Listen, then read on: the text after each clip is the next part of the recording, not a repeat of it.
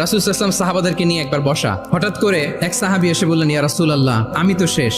রাসূল সাল্লাল্লাহু আলাইহি ওয়াসাল্লাম বললেন, তুমি শেষ, তোমার আবার কি হলো? তো সাহাবী বলেন, আমি রমজান মাসে দিনের বেলায় আমার স্ত্রীর সাথে ফিজিক্যাল ইন্টিমেসিতে চলে গেছে ভুল করে, আমি তো আমার স্ত্রীর সাথে মেলামেশা করে ফেলছি, এখন কি করব? তো এটার আবার একটা বড় পেনাল্টি আছে, আপনারা যারা জানেন যে ইচ্ছাকৃত রোজা ভাঙলে কাজাও করতে হয়, কাফারাও দিতে হয়। কাজা মানে একটা রোজার জন্য একটা রোজা, আর কাফারা মানে হচ্ছে আরো 60টা রোজা রাখতে হবে। কয়েকটা জিনিস আছে, বেসিক্যালি 3টা। তো রাসূল সাল্লাল্লাহু আলাইহি ওয়াসাল্লাম তাকে বললো যে তোমার তো পেনাল্টি হয়েছে, তুমি তো বড় ভুল করে ফেলছো, তো তোমার কাছে কি এরকম কোনো দাস আছে যেটাকে তুমি আজাদ করে দিতে পারবা, মুক্ত করে দিতে পারবা, তাহলে পেনাল্টি আদায় হয়ে গেল। সে বলে, ইয়া রাসূলুল্লাহ, না, আমার তো এত সক্ষমতা নাই, আমার কাছে তো কোনো দাস নাই। তো রাসূল সাল্লাল্লাহু আলাইহি ওয়াসাল্লাম বললেন, তাইলে তুমি টানা 2 মাস রোজা রাখতে হবে, তাইলেও পেনাল্টি হয়ে যাবে, আদায় হয়ে যাবে, পারবা?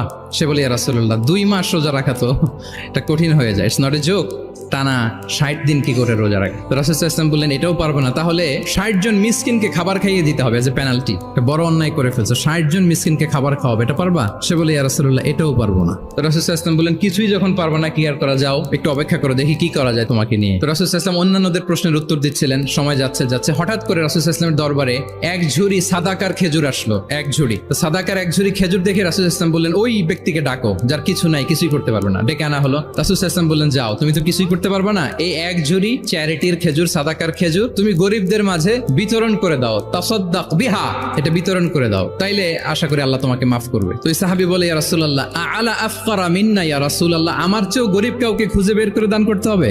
রাসূল সাল্লাল্লাহু আলাইহি ওয়াসাল্লাম বললেন, হ্যাঁ, গরিবকেই তো দিতে হবে। তো উনি বললেন যে, রাসূলুল্লাহ, পুরো মদিনার তল্লাটে আমার চাইতে গরিব কেউ আর নাই, আমি সবচাইতে গরিব। একথা শুনে রাসূল সাল্লাল্লাহু আলাইহি ওয়াসাল্লাম হেসে দিলেন, এত হেসে দিলেন যে রাসূল সাল্লাল্লাহু আলাইহি ওয়াসাল্লাম এই পাশের চোয়ালের দাঁত দেখা গেল, এত বেশি হাসেন না, নিজেকে ধরে রাখতে পারলেন না, হাসি আটকে রাখতে পারলেন না। ফাদাহিকা রাসূলুল্লাহ, হেসে দিলেন, হাত্তা বাদাত আনিয়াবু, ওনার দাঁতের এপাশ ওপাশ দেখা গেল। তো রাসূল সাল্লাল্লাহু আলাইহি ওয়াসাল্লাম বললেন, যাও, দাস মুক্তি করতে পারবো না, 2 মাস রোজাও রাখতে পারবো না, তারপরে 60 জনকে খাবারও খাওয়াতে পারবো না, এখন দিলাম চ্যারিটির এক ঝুড়ি খেজুর, এটা গরিবদের মধ্যে দান করে দাও। তুমি বলো যে তোমার চেয়ে গরিব আর কেউ নেই, তো কি করা, যাও, তুমি তোমার ফ্যামিলি নিয়ে এটা খাও। দেখেন আমাদের সুবিধা অসুবিধাকে ইসলাম কতটা বিবেচনায় নেয়। আসছিল পেনাল্টি দিতে, কথা বুঝতেছেন আমার? ওই সাহাবী রাসূল সাল্লাল্লাহু আলাইহি ওয়াসাল্লামের কাছে আসছিল কি দিতে? পেনাল্টি। এখন নিয়ে গেল কি? এক ঝুড়ি। আল্লাহু আকবার পড়বেন না? দিস ইজ আওয়ার ইসলাম, যেটা নিয়ে আমাদের প্রাউড ফিল করা উচিত। কি বলেন?